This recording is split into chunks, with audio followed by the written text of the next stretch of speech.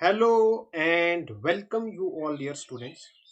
आज हम पढ़ने वाले हैं कोडिंग एंड डिकोडिंग। ये एक ऐसा चैप्टर है जिसको हम अपनी डेली लाइफ में भी बहुत ज्यादा इस्तेमाल करते हैं। जैसे मैं आपको एक एग्जांपल देता हूं। आप और आपके फ्रेंड ने किसी चीज या किसी बात का कोई कोड रखा। फिर जब आप एक ग्रुप में गए जहां पे 5 से 6 लोग हैं, वहां पे आपने वो कोड अपने फ्रेंड को बताया, वो समझ जाएगा आप क्या कहने वाले हो। लेकिन जो बाकी 2 लोग यहाँ पे बैठे हैं, ये इस चीज को नहीं समझेंगे।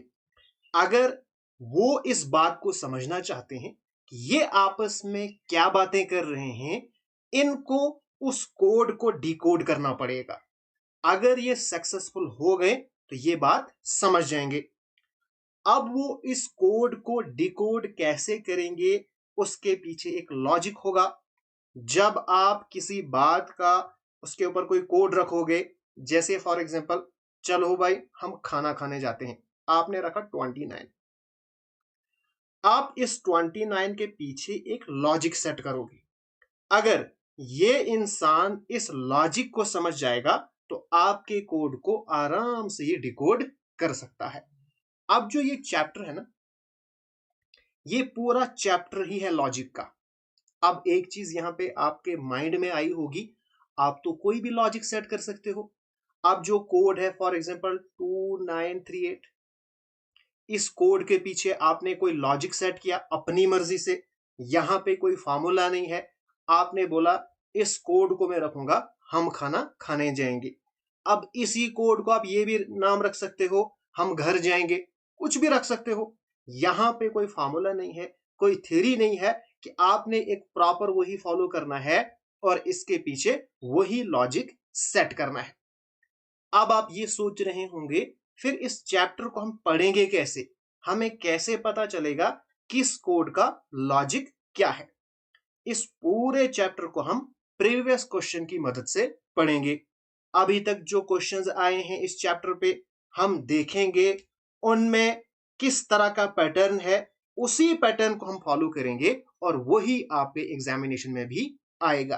बिल्कुल एक एक पैटर्न हम पढ़ेंगे और उसी पैटर्न को आपने बहुत ज्यादा प्रैक्टिस करनी है। जब आप प्रैक्टिस करोगे तो आप परफेक्ट हो जाओगे। आप आराम से कोडिंग एंड डिकोडिंग से क्वेश्चन निकालोगे। चाहे एक क्वेश्चन आए, दो आए या 5 क्वेश्चन आपके एग्जाम में आए, आप आराम से उनको सॉल्व कर सकते हो। तो यहां पे हम 99% जो क्वेश्चंस डिस्कस करेंगे वो प्रीवियस ईयर क्वेश्चन डिस्कस करेंगे। बिकॉज अगर मैं अपनी तरफ से क्वेश्चन डिस्कस करूंगा फिर पैटर्न पता नहीं चलेगा।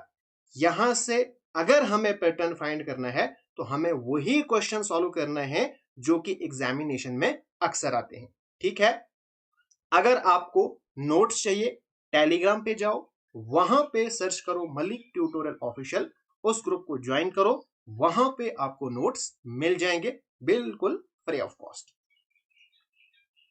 नाउ कोडिंग एंड डिकोडिंग में किस तरह के क्वेश्चंस पूछे जाते हैं? मेनली 4 टाइप्स ऑफ क्वेश्चंस आते हैं। एक हो गया letter coding, number symbol coding, words coding, condition coding. One by one हर एक को हम पढ़ने वाले हैं। स्टार्टिंग हम करेंगे लेटर कोडिंग से। ओके। लेटर कोडिंग के लिए सबसे पहले हमें मालूम होना चाहिए जो अल्फाबेट्स है, इनकी पोजिशनल वैल्यूज और इनके अपोजिट के बारे में। सबसे पहला काम आपने क्या करना है, जो मैंने यहाँ पे ABCD Z तक लिखा ना, इसी तरह से आपने अपनी नोटबुक में लिखना है। ओके। अब यहाँ पे जो 1 2 3 4 है ना, इनकी पोजिशनल वैल्यू है, यानी A की पोजिशनल वैल्यू 1 है, B की 2 है, C की 3 है एंड सो ऑन। अब ये वैल्यू कहां से है? यहां पे भी 2 चीजें हैं।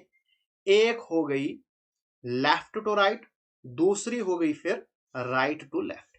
यानी अगर आपने ए से स्टार्ट किया, फिर बी की वैल्यू होगी 2, सी की पोजिशनल वैल्यू होगी 3, डी की होगी 4। अब आप जेड से भी स्टार्ट कर सकते हो। जेड को आप दोगे 1, वाई को आप दोगे 2, एक्स को आप दोगे 3 एंड सो ऑन, इसी तरह से। तो उस केस में ए की पोजिशनल वैल्यू होगी 26। अब ये कैसे याद होगी? ए को आपने 2 बार याद करना है, ए 1 भी और 2 भी, सॉरी 1 भी और 26 भी। एफ को आपने करना है 6 भी 21 भी। तो इसीलिए मैंने आपको बताया जब आप अल्फाबेट्स लिखोगे तो ऐसे लिखोगे, क्योंकि यहां पे आपको ऑटोमेटिकली याद हो जाएंगी। देखो एफ की जो पोजिशनल वैल्यू है, अगर आप ए से स्टार्ट करोगे तो 6, अगर आप जेड से स्टार्ट करोगे तो 21। टी के लो, अगर आप जेड से 1 2 लिख रहे हो तो टी की फिर आएगी 7 और जी की आएगी 20। ये आपके पास हो गई पोजिशनल वैल्यूज। अब यहां पे कुछ ट्रिक भी है, आप अपनी ट्रिक भी बना सकते हो। और जब तक न ये याद हो जाए, जैसे मैं आपको पूछूंगा बताओ भाई ए की पोजिशनल वैल्यू क्या है, यहां से आप इसको याद करना, तो आपने बोलना है 1।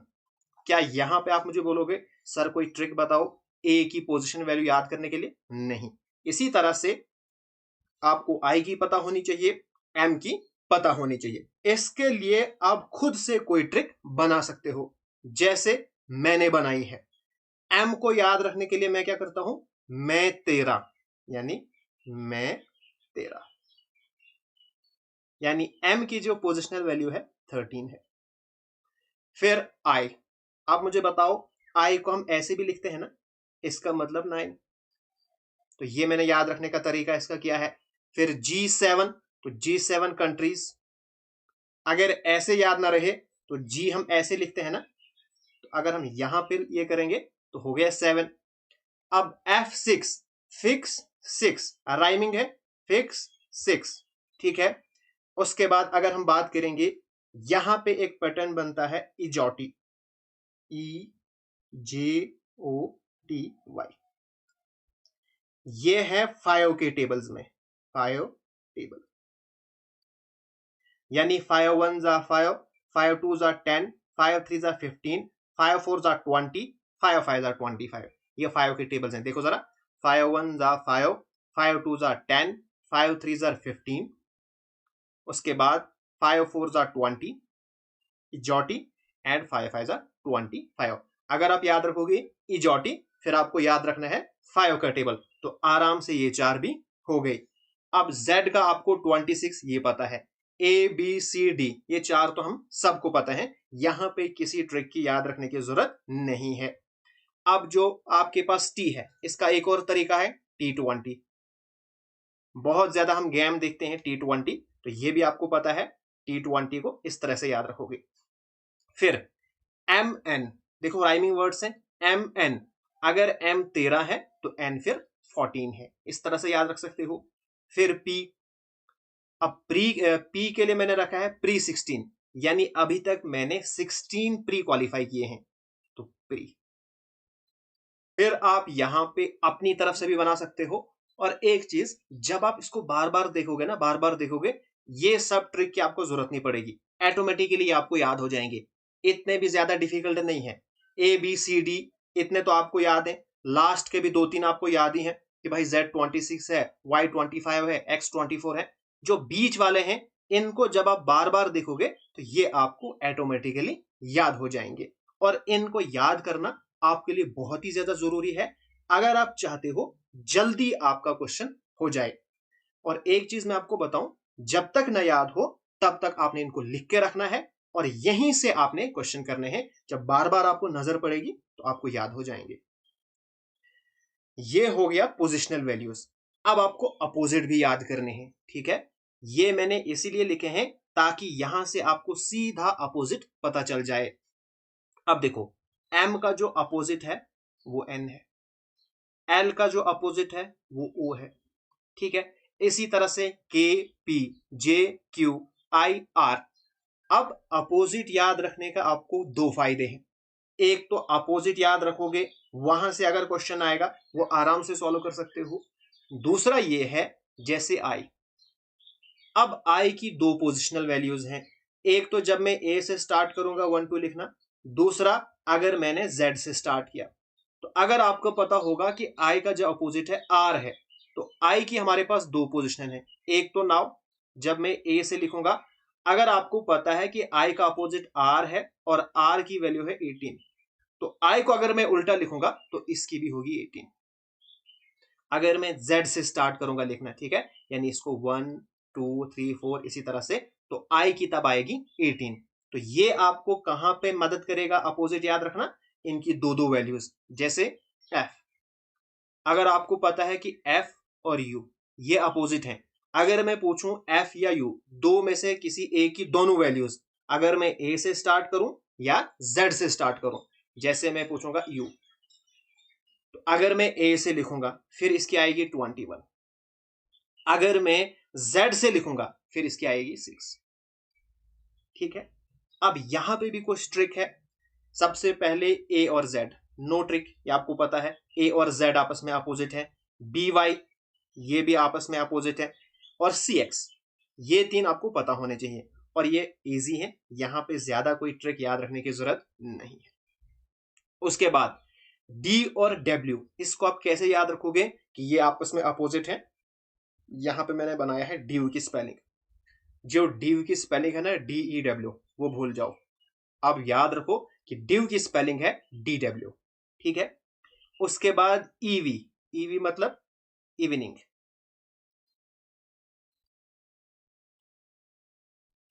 आपने ड्यू पी इवनिंग में, तो ईवी इवनिंग। जब भी आपके पास मैं कहूंगा कि भाई ई का अपोजिट क्या है, तो आपको सीधा आना चाहिए अच्छा शाम के टाइम इवनिंग, यानी ई का है वी। ठीक है, उसके बाद FU फन, यानी F का अपोजिट है U। उसके बाद GT, GT मतलब GT रोड। ठीक है, तो GT रोड हो गया। कौन सी क्लास में पढ़ रहे हो? HS हाई स्कूल में भी पढ़ रहा हूं मैं। ठीक है, HS हाई स्कूल। IR क्या हो गया? Indian railway. IR Indian railway. ठीक है, JQ बताओ जरा, JQ के लिए, JQ जंगल क्वीन, जंगल क्वीन। ठीक है, बताओ KP, KP के लिए मैंने बहुत ही कॉमन नाम यहां पे देखा है, जिसकी अक्सर एड आती है, और वो है कमला पसंद। आपने बताना ये कमला पसंद है क्या, ठीक है, कमेंट करके मुझे आप जरूर बताना। ठीक, उसके बाद LO मींस लू।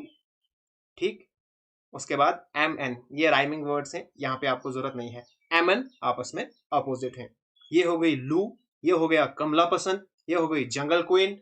IR Indian railway, HS high school, उसके बाद GT रोड, FU फन, उसके बाद EV इवनिंग, DW हो गई ड्यू, CX BY AZ, इनको आप ऐसे ही याद रखोगे।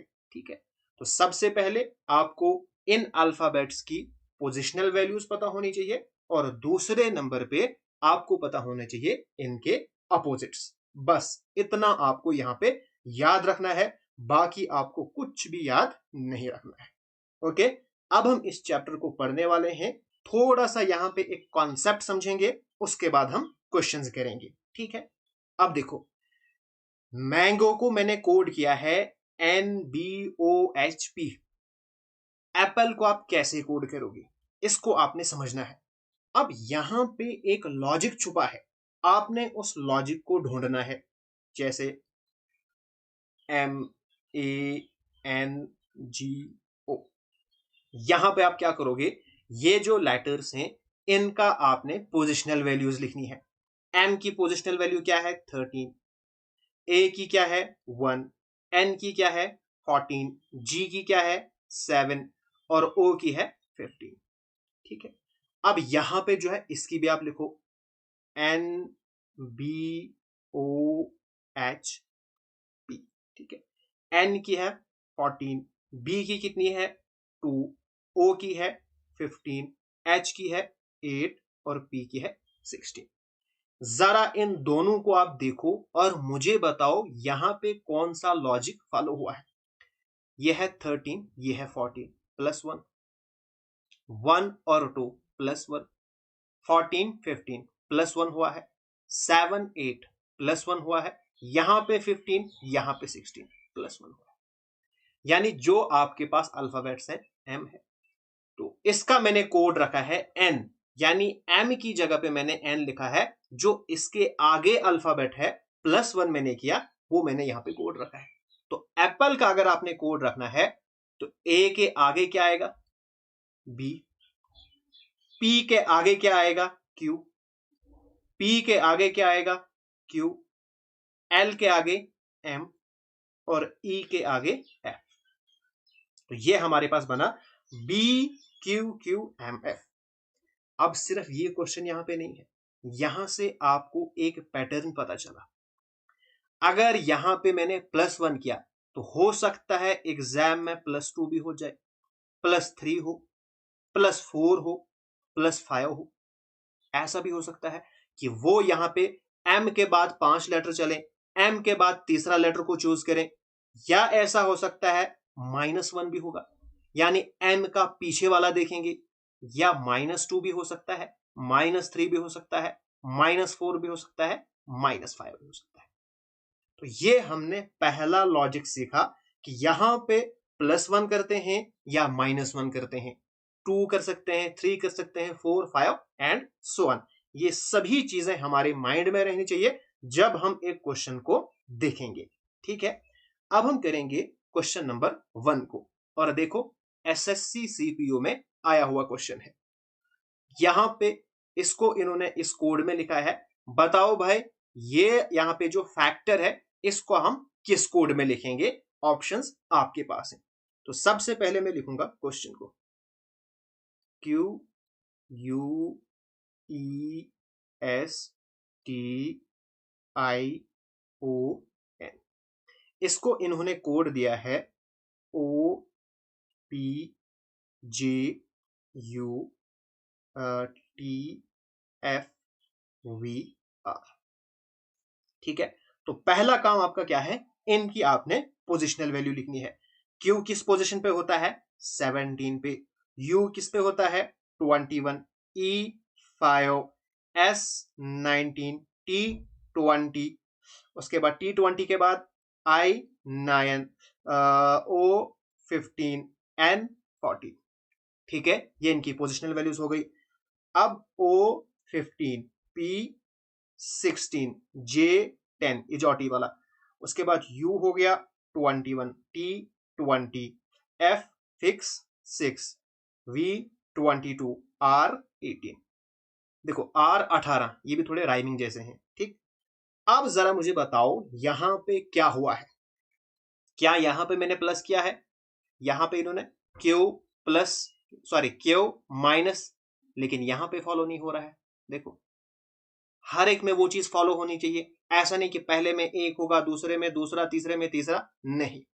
अब यहां पे कोई और लॉजिक आपने ढूंढना है। पढ़ो जरा और ढूंढो। अगर आप देखोगे यहां पे है 17 और यहां पे है 18, यानी पीछे जो क्वेश्चन था वहां पे सीधा ऊपर का नीचे इन्होंने लिखा था। यहां पे ऊपर का नीचे नहीं लिखा है, जो पहले है उसको लास्ट में लिखा है।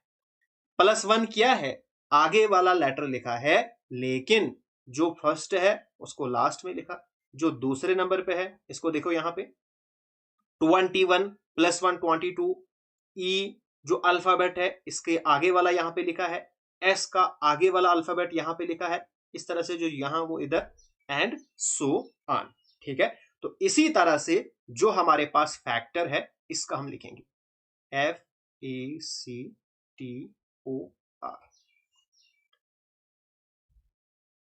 सबसे पहले आप क्या करोगे? इसकी पोजीशन लिखो, 6 फिक्स 6, 1 और C 3, T 20 मैच 15 और R आएगा 18। ओके, अब यहां पे क्या करोगे? इसी तरह से जैसे यहां पे है वैसे हम लिखेंगे। 6 है तो यहां पे हमें 7 लिखना पड़ेगा। अब 7 पे क्या होता है? G, ये आ गया। यहां पे 1 है, यहां पे हमारे पास 2 आना चाहिए। 2 पे कौन होता है? B। यहां पे 3 है, फिर +1 हो गया 4। 4 पे कौन होता है? D। उसके बाद यहां पे है 20, यहां पे आएगा 21। 21 पे कौन होता है? U। ठीक है, यहां पे टी हो गया, उसके बाद ओ 15, यहां पे आएगा 16, 16 पे होता है पी, यहां पे है आर 18, यहां पे आएगा 19 और 19 के ऊपर कौन होता है एस। तो ये आपके पास कोड बन गया SPUDBG, कहां पे है SPUDBG, यानी third option is the correct answer. अब ये भी आपको एक लॉजिक पता चल गया कि यहां पे क्वेश्चन ऐसे भी आ सकते हैं कि +1 करना है लेकिन नीचे नहीं लिखना है बल्कि एंड पे लिखेंगे, और यहां पे कभी कभार क्या करते हैं बीच में भी लिखते हैं। हमने एडवांस सोचना है, अगर वो यहां पे लिख सकते हैं तो बीच में भी लिख सकते हैं, यानी जैसे मैं लिखूंगा NPCT, ठीक है, इसको करेंगे ये 50-50, जो यहां पे है +1 करके यहां लिखेंगे, जो यहां पे है +1 करके यहां लिखेंगे, इसी तरह से जो यहां पे है +1 करके यहां लिखेंगे, +1 करेंगे कहीं पे +2 करेंगे, और इसी तरह से यहां पे भी लिखेंगे। वो सब क्वेश्चंस हम करेंगे, बस आपको ये सारी चीजें अब माइंड में चलनी चाहिए कि क्या क्या हो सकता है। यहां पे हम देखेंगे क्या लॉजिक इन्होंने इस्तेमाल किया है। इसको इन्होंने इस कोड में लिखा है, स्ट्रोक को इन्होंने हमने बताना है कौन से कोड में लिखेंगे। तो फटाफट से हम लिखेंगे MONKEY,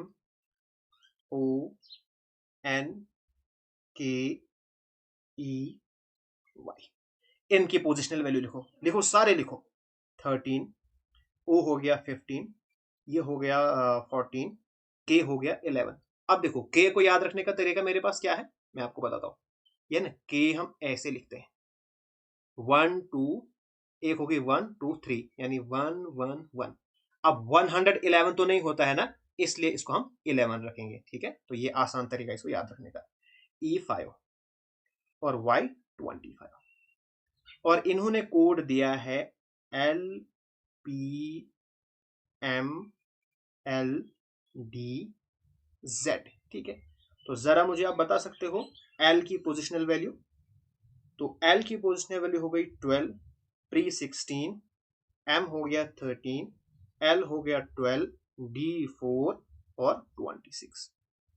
बताओ क्या यहां पे लॉजिक इस्तेमाल हुआ है। 13 में से कम हुआ है -1, यहां पे 15 है, यहां पे 16 है तो +1 हुआ है, यहां पे -1 तो +1 -1 +1, यानी अल्टरनेट में। ये नहीं कि सभी में -1 किया या सभी में +1 किया, अल्टरनेट में है।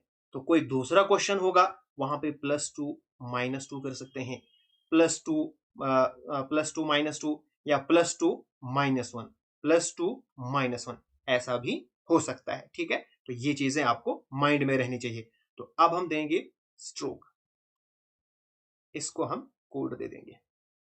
तो कैसे होगा, सबसे पहले हमने करना है -1, तो S की वैल्यू क्या है, S की पोजिशनल वैल्यू है 19, T हो गया 20, 18, 15, 11 और 5।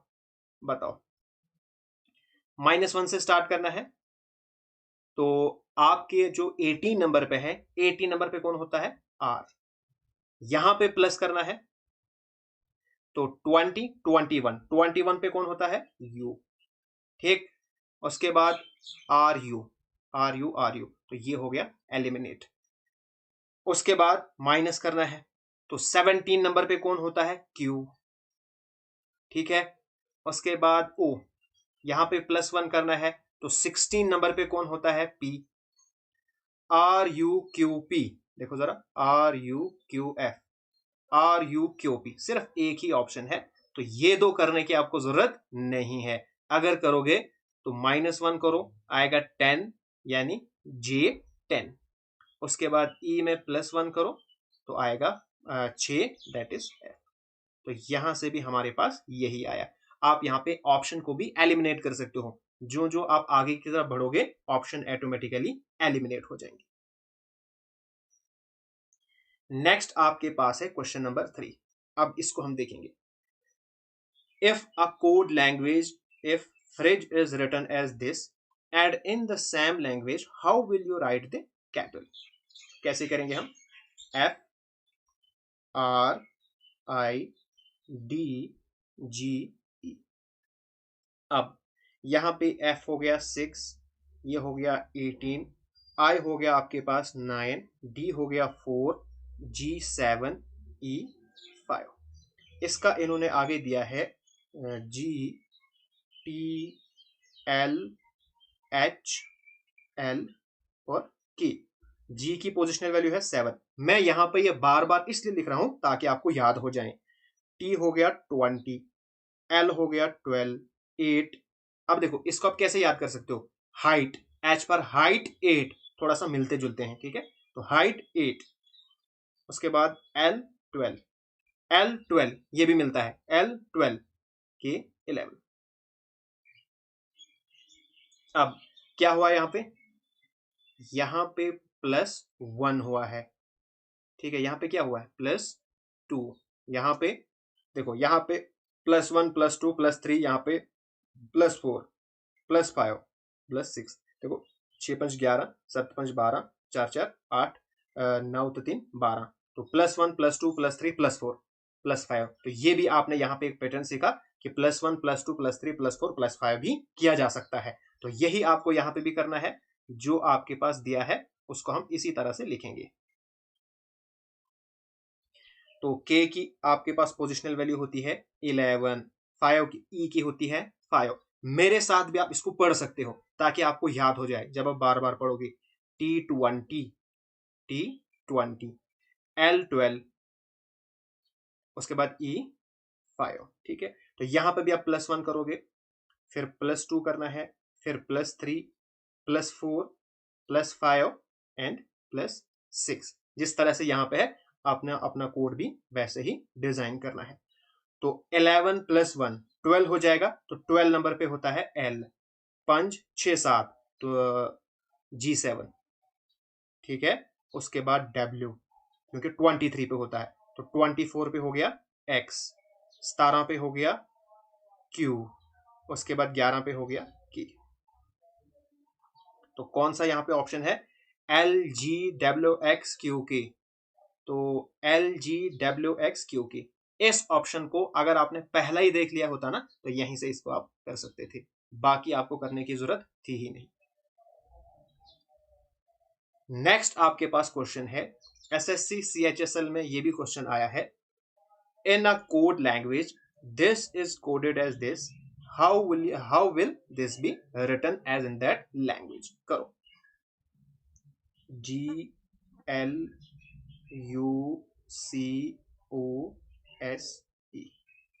कैसे इसको लिखोगे आप, देखो G की पोजिशनल वैल्यू है 7, L 12, U 21, C 3, उसके बाद 15, S 19, E 5। ओके, इसका कोड इन्होंने दिया है DJTCPUH। अब D के हमारे पास होगी 4, J हो गया 10, T20, C3, प्री 16, यानी 16 प्री अभी तक दिए हैं, U21, ठीक है। उसके बाद H8, हाइट 8। बोलो अब यहां पे कौन सा लॉजिक इन्होंने फॉलो किया है। अगर हम देखेंगे 7 और 4, 3 कम है। अगर हम देखेंगे, अगर -3 यहाँ पे इन्होंने किया होगा, ठीक है। तो 12 में कम है तो -2। हाँ, इन्होंने -3 -2, यहाँ पे -1 और यहाँ पे 0। उसके बाद 15 तक 16, +1 +2 +3। अब यहाँ पे आपने एक और लॉजिक सीखा कि -3 -2 -1 0 +1 +2 +3 ऐसे भी आ सकता है। और किसी दूसरे क्वेश्चन में ऐसा भी हो सकता है कि जो यहां पे है इसको इन्होंने यहां पे लिखा। जैसे फॉर एग्जांपल -3 इन्होंने यहां पे किया होगा, -3 -2 -1, और यहां पे किया 3 2 1। ऐसे भी हो सकता है, यानी यहां वाले इधर और यहां वाले इधर। तो अब हम अपने को भी कोड देंगे। तो SUCROSE,